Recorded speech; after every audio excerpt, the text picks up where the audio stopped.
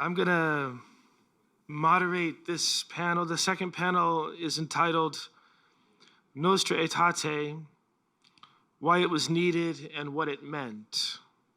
In our first presentation here is a video presentation, recorded presentation from Dr. Robert George at Princeton University.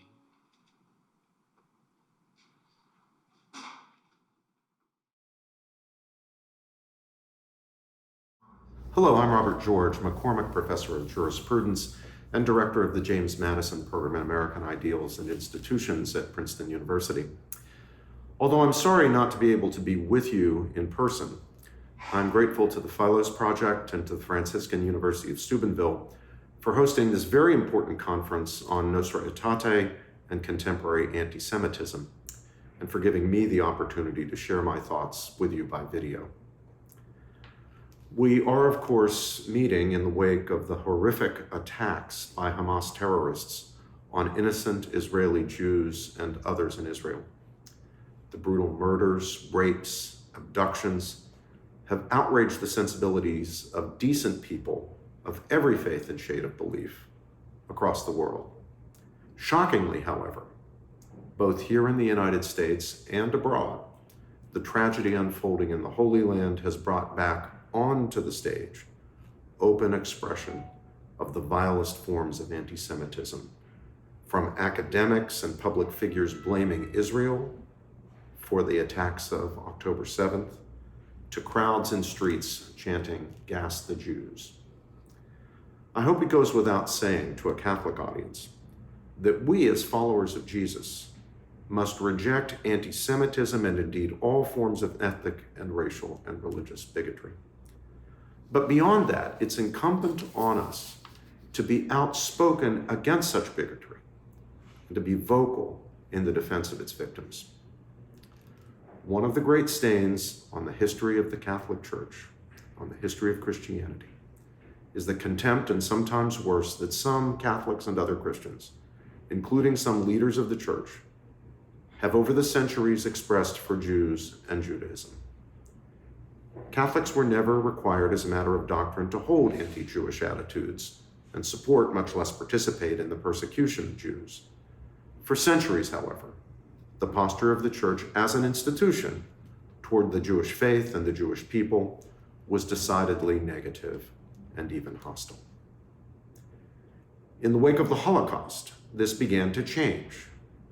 No doubt part of the explanation is that Catholics, especially those in leadership positions in the Church, and other Christians, rightly perceived that though the Nazis were anti-Catholic and anti-Christian, the long history of European Christian hostility to Jews helped to shape the conditions that made the murder of Jews on an industrial scale by Hitler and his thugs possible.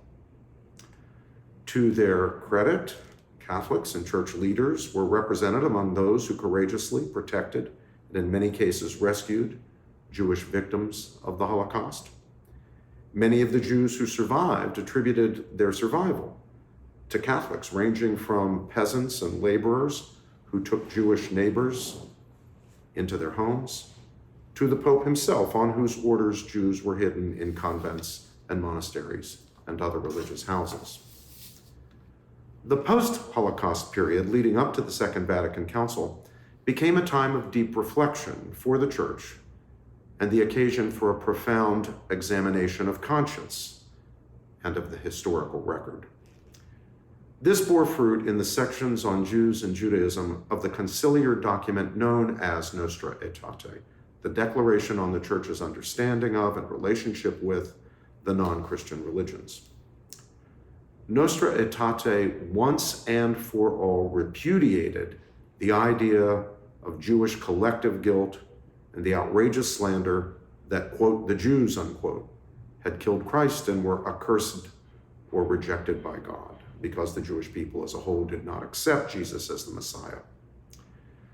The Council condemned categorically all forms of anti-Semitism and discrimination against Jews.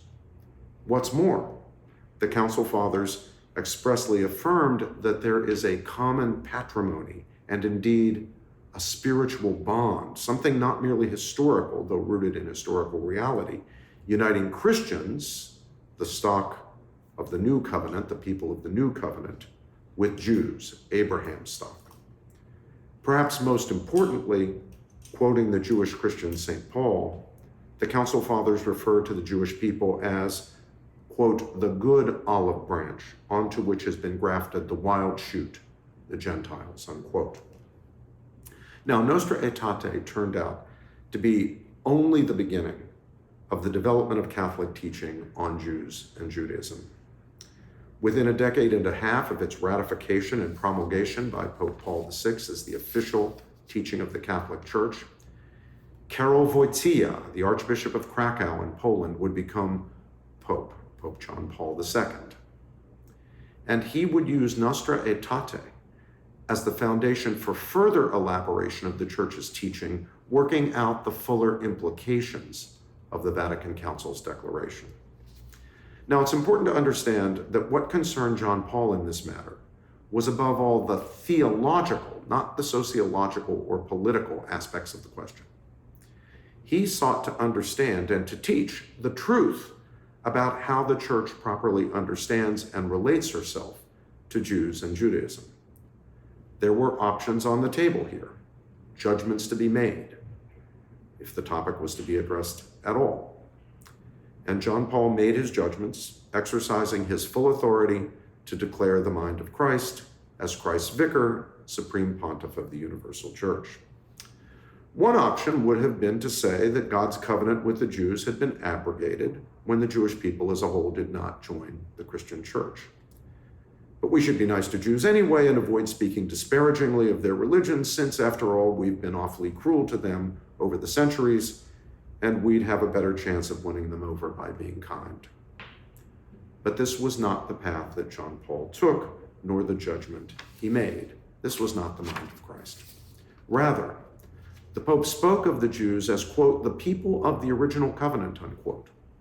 Indeed, his exact words were, our kindred nation of the original covenant.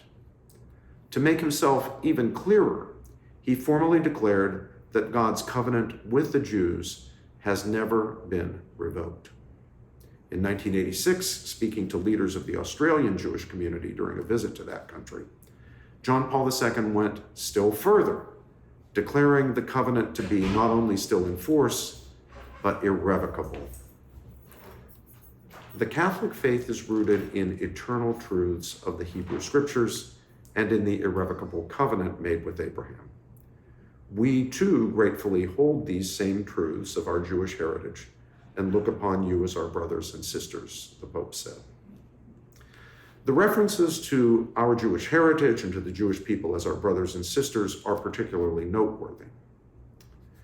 In one of the most important acts of his long and remarkably consequential pontificate, both those concepts would again be center stage when John Paul made his historic visit, also in 1986, to the great synagogue in Rome, the first by any pope to walk or go across the city to visit the Jewish people in their great synagogue in Rome. And there, Pope John Paul II made the following profound declaration, and again I quote, the Jewish religion is not extrinsic to us, but in a certain way is intrinsic to our own religion. With Judaism, we have a relationship we do not have with any other religion. You are our dearly beloved brothers, and in a certain way, our elder brothers, unquote. Driving the point home, John Paul greeted Jewish rabbis in a meeting at Assisi in 1993 as, quote, our dearly beloved brothers of the ancient covenant, never broken and never to be broken, unquote. Now, Benedict XVI and Francis have, of course, stood by the teachings of Nostra Aetate and of John Paul II, the teachings of the Church. So with their successors, now these are magisterial teachings, declarations of the mind of Christ from the Catholic point of view. Now, obviously, contemporary Judaism and Christianity have important differences. No one denies that. Above all, the question of whether Jesus of Nazareth is or is not the Messiah, the promise to Israel, the incarnate Son of God, who suffered and died in atonement for our sins, and who by his cross and resurrection triumphs over sin and death. Neither the Second Vatican Council nor John Paul II and his successors have denied these differences or papered them over or treated them as insignificant. They have led some Catholics, though, to suppose that if, as Catholics, of course have to believe, the Church is right on these questions, then Judaism as such, as it's practiced today, is of no special spiritual standing or importance, that living Judaism has no role or mission, that God is no longer in that special form of relationship called covenant with the Jews, that the Jewish religion has been superseded by Christianity. You've all heard those claims. You've heard them made by Catholics. You've heard them made by other Christians, but they are not the teaching of the Church. They have been repudiated by the Church. And faithful Catholics, by definition, want to be guided by the teachings of the Church. Faithful Catholics will therefore affirm with the Second Vatican Council and with the Papal Magisterium that the Jewish people are indeed the good olive branch onto which the wild shoot of the Gentiles has been grafted. That God's original covenant with his chosen people is unbroken and unbreakable.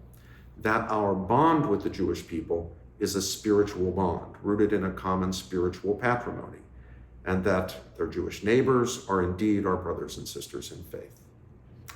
What is more, no faithful Catholic, no Catholic who believes and is loyal to the gospel as proclaimed by the Church, will bear in his or her heart any hostility to people because they are Jewish, or any contempt for the Jewish people and their religion, nor will he or she quietly tolerate expressions of animosity or hatred for Jews and Judaism, from Catholics or anyone else. Now, obviously, this does not mean that a faithful Catholic may not criticize individuals who happen to be Jewish on the same grounds that he would criticize anyone else. Nor does it mean that Catholics must agree with or may not criticize policies of the government of Israel. Jews themselves, including Israeli Jews, do not hesitate to criticize their government. At the same time, a faithful Catholic will be very careful never to accept anti-Jewish animus masquerading as policy differences with governments of the Jewish state. Once again, I quote John Paul II. In the face of the risk of a resurgence and spread of anti-Semitic feelings, attitudes, and initiatives, of which disquieting signs are being seen today, we must teach consciences to consider anti-Semitism and all forms of racism as sins against God and humanity, unquote. It was under John Paul II that the Catholic Church established full diplomatic relations with the State of Israel, something Israel had sought from the founding of the modern state in 1948, but had not been achieved due to disputes over non-theological questions. Here is what the Pope said when interviewed by Tad Schulk for an American magazine. Quote, "It must be understood that the Jews, who 2,000 years ago were dispersed among the nations of the world, decided to return to the land of their ancestors. This is their right, recognized from the outset by the Holy See, and the act of establishing diplomatic relations is simply an international affirmation of that relationship," unquote. Now, does the Pope's teaching here bind the consciences of Catholics to agree with him that the Jewish people have, strictly speaking, a right to establish a modern state in their ancestral homeland? Well, like John Paul II, I myself support the State of Israel. But I cannot claim that Catholics are bound by his words to agree. In this context, he was speaking as a head of state, not proclaiming theological truths. He himself would, I have no doubt, acknowledge that, and with it, the right of Catholics who in good conscience see the matter differently to dissent. Even for such Catholics, however, I reiterate the point that I made a moment ago. While criticism of Israel or any political entity is in bounds, hostility or contempt for Jews and living Judaism, masquerading as mere political differences with the Israeli government or state, is out of bounds. I want to conclude my few minutes with you today on a point of some pride. I'm proud of how the Catholic community of Princeton responded to the October 7 massacre of Jews in Israel and the anti-Semitism on campuses and elsewhere that has been expressed in its wake. Father Zachary Swantek, my university's Catholic chaplain, issued this statement. I quote, "The Aquinas Institute, Princeton University's Center for Catholic Life, stands in prayerful solidarity with the Jewish people, our elder brothers in faith, at this time of loss and grieving. The Catholic community was shocked and appalled by the barbaric terrorist attacks on innocent Jews, including defenseless children and elderly people in Israel. These attacks, including murders, rapes, and kidnappings, were timed to occur on the Sabbath and on the holiday of Simchat Torah, when the Jewish people, whom we Catholics recognize in our Easter liturgy as the first to hear the word of God, remember the giving of the Torah to their ancestors. We offer our deepest condolences to the victims and their families, and we wish particularly to assure our local Jewish community here in Princeton of our fervent prayers and support," unquote. What a beautiful message. I congratulate Father Zach and my fellow Catholics here in Princeton for delivering that message promptly, with no hesitation. And let this be the message of all Catholics everywhere to our dear brothers and sisters of the ancient covenant. Thank you. I'm going to offer some brief remarks about what historian Robert Vistrick referred to in the title of one of his books as the longest hatred. Those of you who were here this morning saw there was a little bit of debate about the future of anti-Semitism, whether it can be quote unquote eradicated. And that is a topic worthy of discussion. But what is beyond debate is that hatred of, denigration of Jewish people and the Jewish religion, that has existed for a long, long time, at least as long as Christianity. For centuries, the Catholic Church nurtured and perpetuated anti-Jewish prejudice. Anti-Judaism, based largely on religious differences, can be distinguished from the racist anti-Semitism that developed in the 19th and 20th centuries, but only to a point. A centuries-long pattern of distorted teachings and defamatory representations, anti-Judaism constituted a necessary, if not sufficient, condition for the Holocaust. Throughout the medieval period, the Church's anti-Jewish preachings and pronouncements reinforced popular stereotypes. Jews were portrayed as a reprobate, stubborn, avaricious people who had rejected, even killed Christ. And in turn, they were considered rejected by God.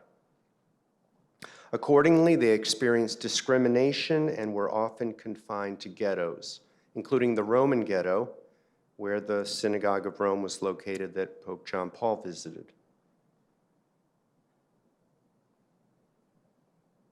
Jews lived under the threat of expropriations, expulsions, and murder. Now, the Church did prohibit forced conversions and sought to restrain out-and-out violence, but not always successfully. As many of you will know, massacres of Jews accompanied the progress of the First, the Second, and the Third Crusades.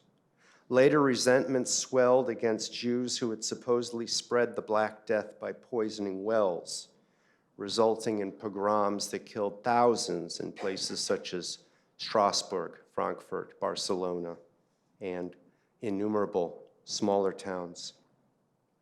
As was mentioned in a presentation this morning, Jews also periodically found themselves accused of the ritual murder of Gentile children. These sporadic failures to restrain anti-Jewish violence in the Middle Ages prefigured the incalculably greater failure of Christian churches, Catholic and Protestant alike, during the Holocaust or Shoah. The Nazi extermination of millions of Jews saw the complicity, or at least the indifference, of millions of Christian perpetrators and bystanders, a mark of shame, only partially mitigated by the courage of a few resistors or righteous Gentiles. In the wake of the Holocaust, several voices argued that there existed a strong connection between a long-standing teaching of contempt and the horrors of the Shoah. In 1947, an emergency conference took place in Switzerland under the auspices of the International Council of Christians and Jews. The resulting 10 points of Salisbury served as both an inventory of institutionalized Christian prejudice and a roadmap for change, a map that helped point the way for Nostra Aetate to follow. Here are the 10 points of Salisbury. Number 1, remember that one God speaks to us all through the Old and the New Testaments. Number 2, remember that Jesus was born of a Jewish mother of the seed of David and the people of Israel, and that his everlasting love and forgiveness embraces his own people and the whole world. Number 3, remember that the first disciples, the apostles, and the first martyrs were Jews. Number 4, remember that the fundamental commandment of Christianity, to love God and one's neighbor, proclaimed already in the Old Testament and confirmed by Jesus, is binding upon both Christians and Jews in all human relationships without any exception. Number 5, avoid distorting or misrepresenting biblical or post-biblical Judaism with the object of extolling Christianity.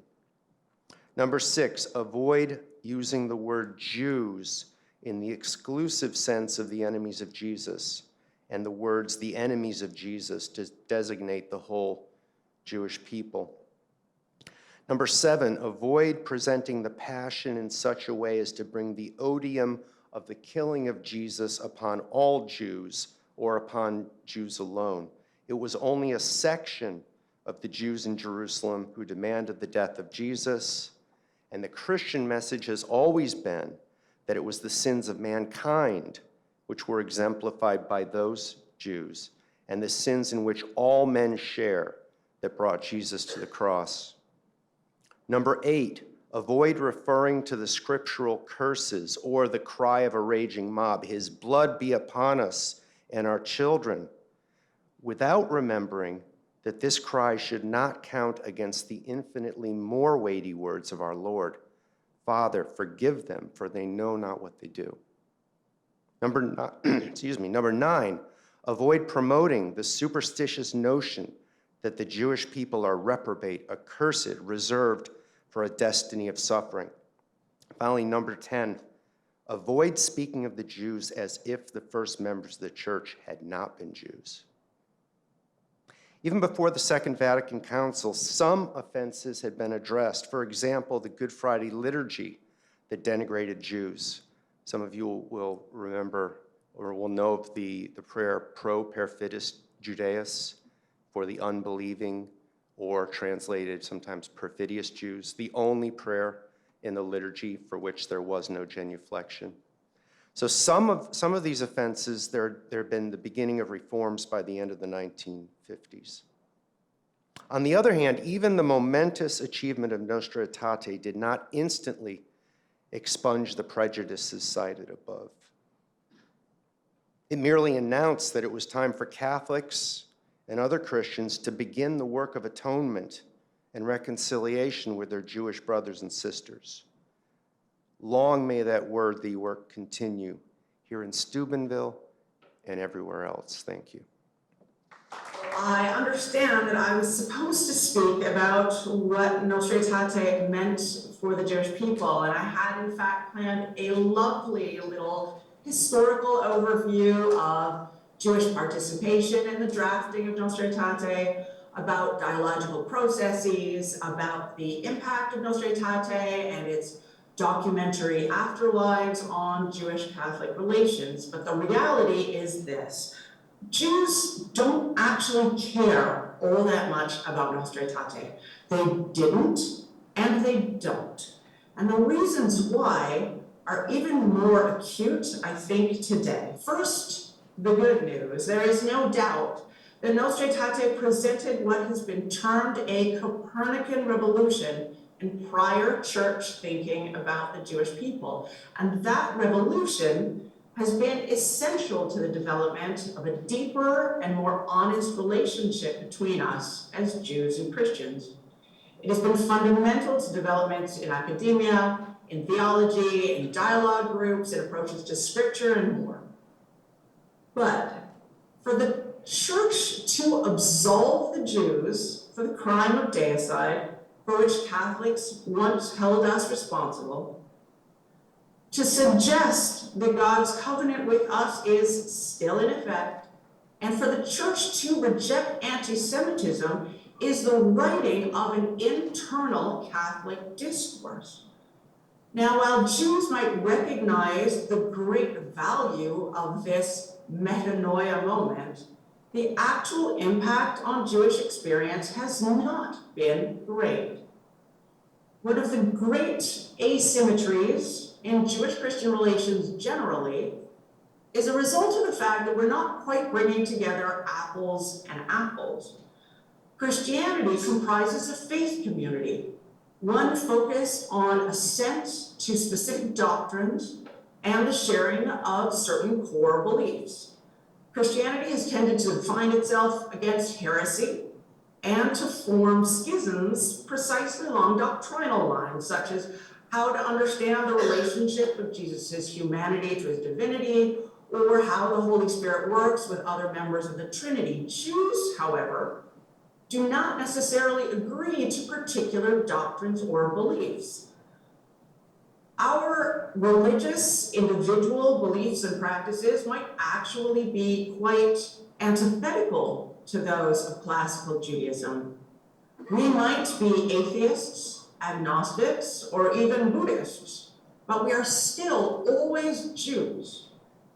In this sense, it might be more helpful to think of Judaism more in terms of Jewishness as an ethnicity, a peoplehood, a nation, one that sometimes expresses itself in what we think of as religious ways.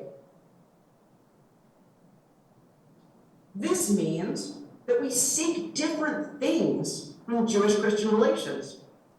There's an interesting word that went from biblical Hebrew to Yiddish and back into contemporary Hebrew slang again, although maintaining its Yiddish pronunciation. The word is tachlis. We Jews want to know what the bottom line is. Christians often seek a theological dialogue with Jews concerning things like covenant, election, salvation. Jews, however, want a tachlis engagement with Christians. We want to talk about anti-Semitism, about the Holocaust, about Israel. In short, we want to talk about our very survival. And while it goes without saying that Jews care about Jewish survival, for Christians, the question of Jewish survival is also a pressing one, even if differently so. Because we're not speaking about the survival of just any people or the survival of people generally. Jewish survival is not the same as the survival of disappearing Amazon tribes or any other cultural salvage operation. The Jewish people is something special. Nostra Aetate understands this with the magnificent realization that as the church searches her own mystery, she finds her relationship, her dependence, her foundation in the Jewish people. We must remember that in Orthodox Christian understanding, the physical locus of the incarnation is not Rome or Alexandria, but deep in the Jewish people, in the womb of a daughter of Israel, in the land of Israel. This divine choice for Christians cannot be understood as random or meaningless. At the time, the council worked hard to ensure that there would be no connection made or presumed between the Jewish people and the state of Israel. And perhaps in 1965, that was a plausible argument. Today, it is not. In all frankness, for Jews, the need for a Jewish state is really not about land promises, about covenants, conditional or unconditional, or eschatology. It is simply about the survival of a people that on a good day numbers a scant 15 million souls. It behooves Christians to remember that there are more Seventh-day Adventists in the world today than there are Jews in the world today. Starkly put, if we think the world is a better one with Jews in it, then the state of Israel is non-negotiable, both in the present as a defense of the Jewish people and as a safe haven in the future. The question of the hour is not, what did Nostra Aetate mean for the Jewish people? The urgent question is, what could it mean for the Jewish people? What should it mean for us? Our open historical wound from the Catholic Church cannot be bandaged or healed with more doctrine or with carefully worded, even-handed diplomatic statements. It can only be healed by action, led by lay people ready to commit themselves to actively fighting anti-Semitism in all its forms.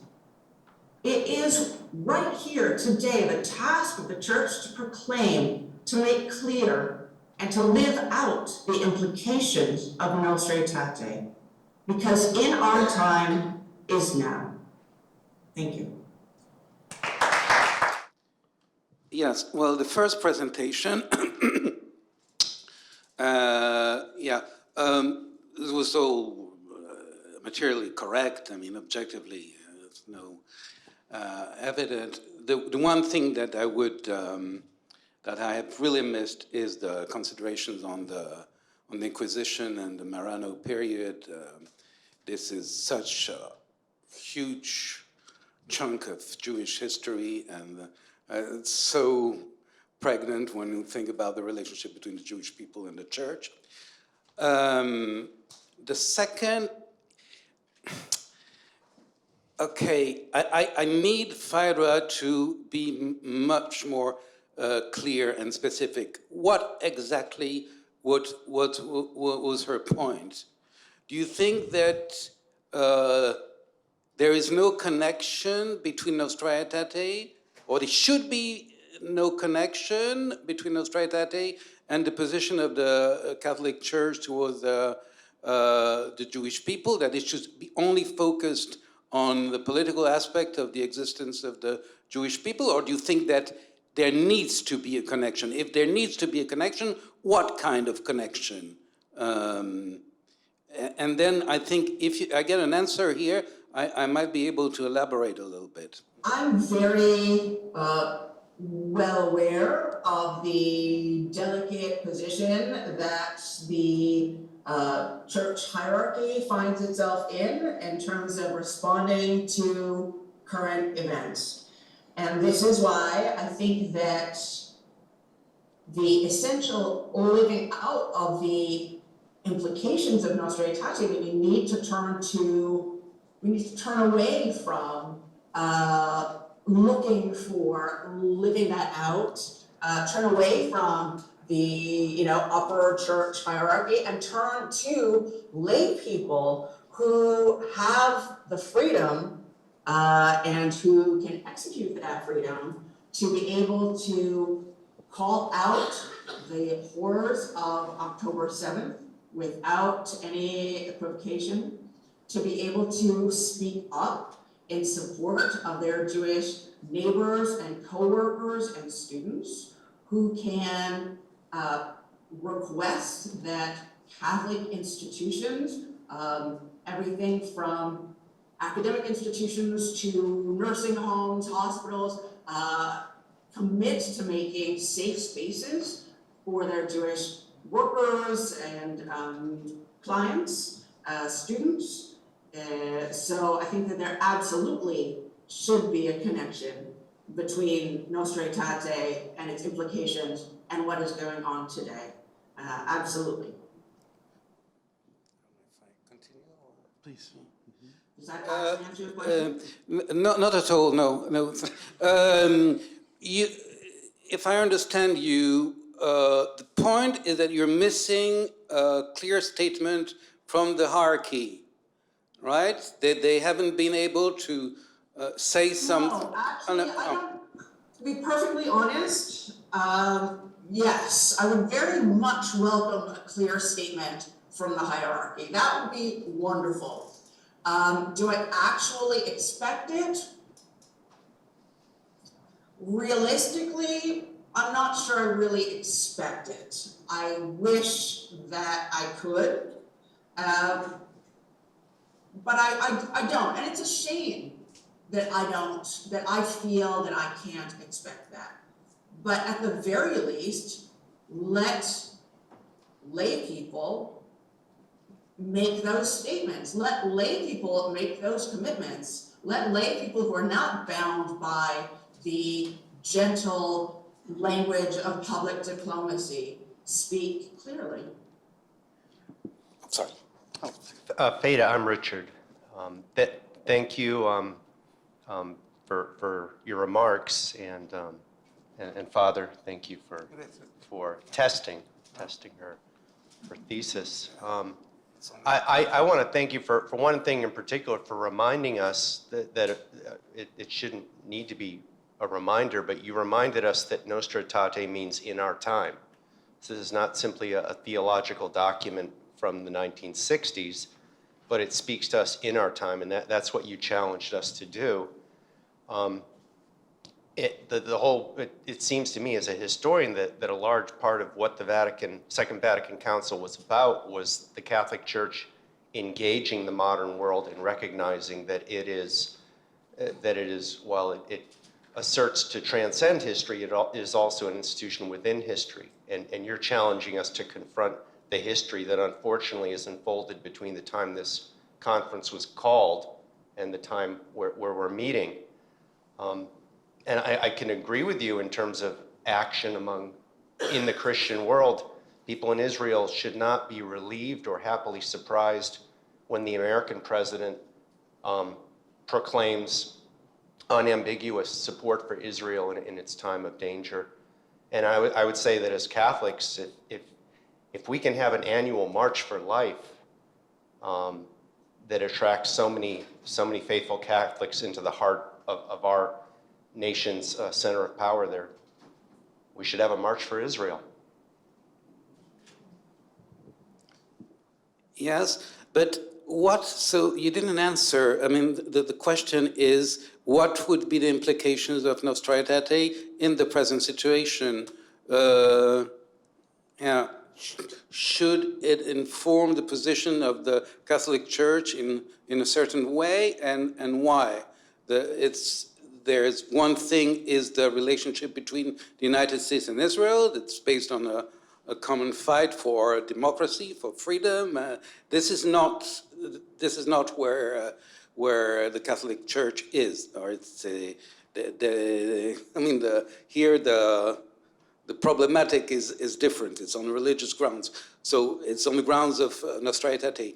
What are you expecting from Catholic leaders to say in the light of Nostra Aetate in the present situation? I'm going to repeat myself. No, sorry, it was a question to Professor. Okay. Yeah, because I was not satisfied by his comments right now. Yeah, He just deviated on the United States and left completely open, left aside the issue of the Catholic Church, which is the issue of Nostra Aetate. I was speaking to the the bottom-up part of the Catholic Church, which is also at the heart of Vatican II, that it's not just the statements that are made by the hierarchy, which are crucial, but we, the body of the Church, have a responsibility to not just speak, but to act. That's exactly the question I was going to ask to Faydra. Look, the Jewish people are expecting something from the Catholic Church, not from the individuals or institutions. What would really make a difference is a statement from the Patriarch or the Pope designating the one who perpetrated those atrocities explicitly and directly. This is something that we haven't heard. Do you think really that individuals or institutions that will say, or when we say that Hamas is here completely responsible, that this will satisfy the Jewish people?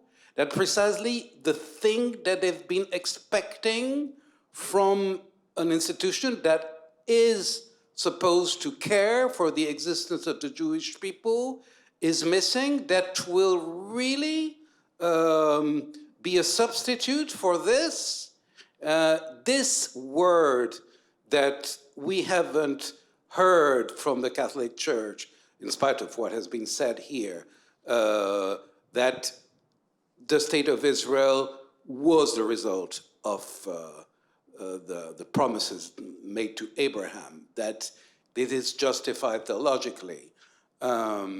This word that Hamas is responsible and that the Jewish people, that's inaudible right now. Do you think that the opinions of private people that will be enough to replace what is crucially missing here? Father Antoine, what if we turn that question back on you? Yeah. I took Faydra's main point to be that the teaching is fine and good as far as it can go in terms of the Catholic Church formally acknowledging the proper relationship to the Jewish people. And I took her point to be the time for talking and teaching is done. Now is the time for love.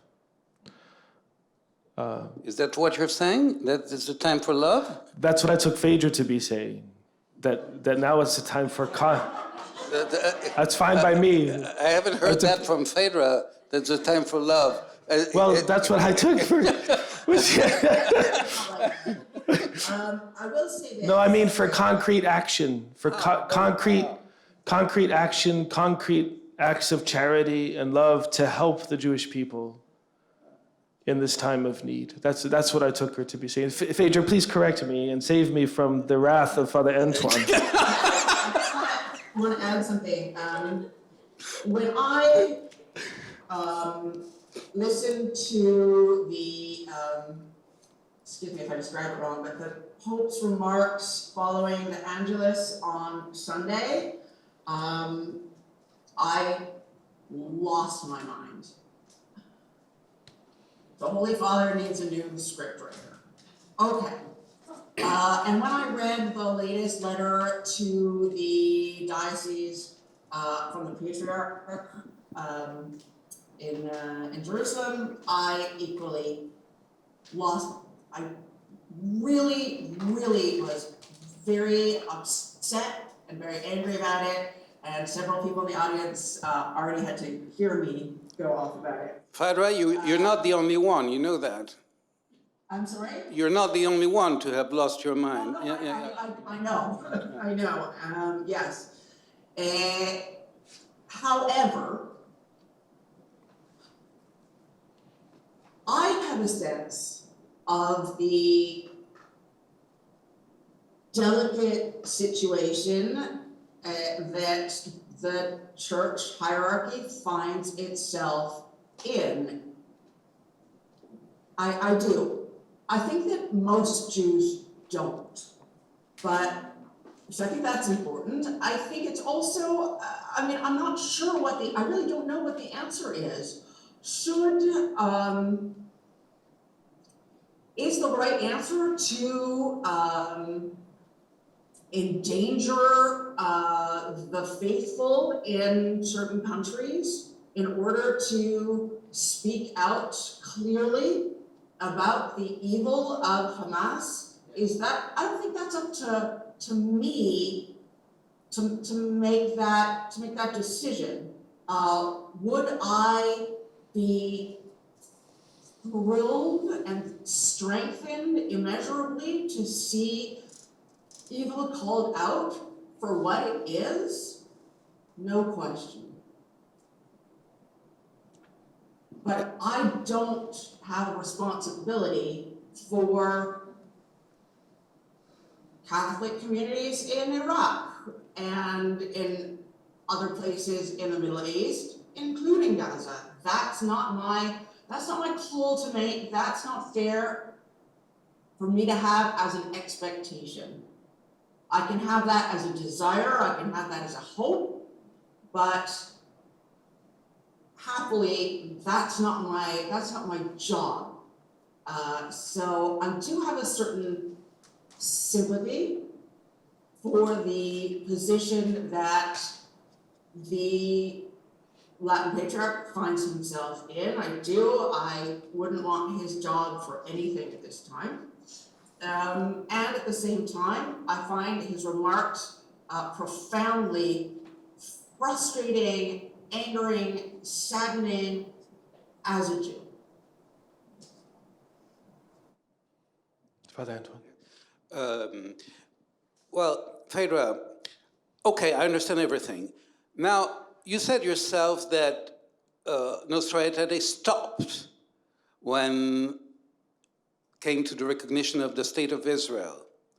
Now I'm asking you, do you see the same problem for the Vatican to just say that the State of Israel is the realization of the promises made to Abraham?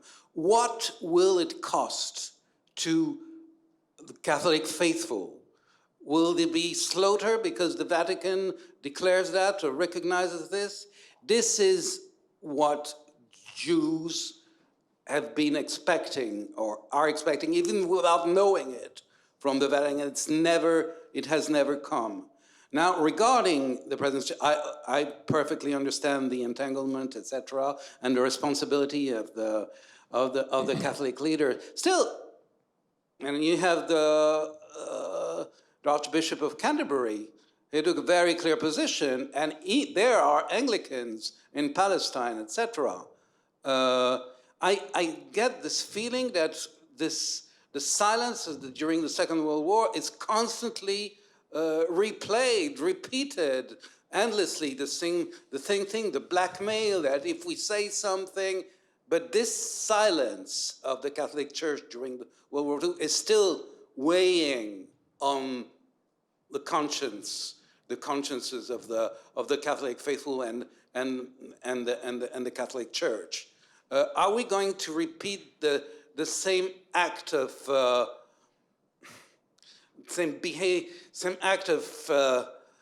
half cowardice this time? Is it really the church that we believe in? This total pragmatism and absence of prophetical voice? Or are we expecting something else from our church? I'm expecting something else. Thank you. So I we're... just want to say that question, whether the church is going to be repeating that pattern, what we saw during the Shoah, is exactly the question that has been eating me up over the last few days, and I don't know the answer, of course, but it is something that I am gravely concerned with. We're approaching the end of our time, and I wondered if it would be helpful for each of our panelists to offer to us. Your advice to the hierarchy is helpful and illuminating, I think, for us to hear, obviously, though we are not in the hierarchy. But I wonder if, more practically, we could end our session with each of you reflecting on what this community here and the community watching by live stream, what they might do.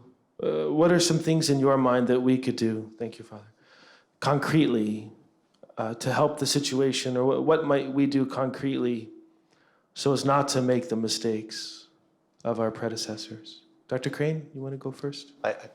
As for Catholics, prayer is a concrete thing. And as a historian, looking at World War II and the quote-unquote silence, or at least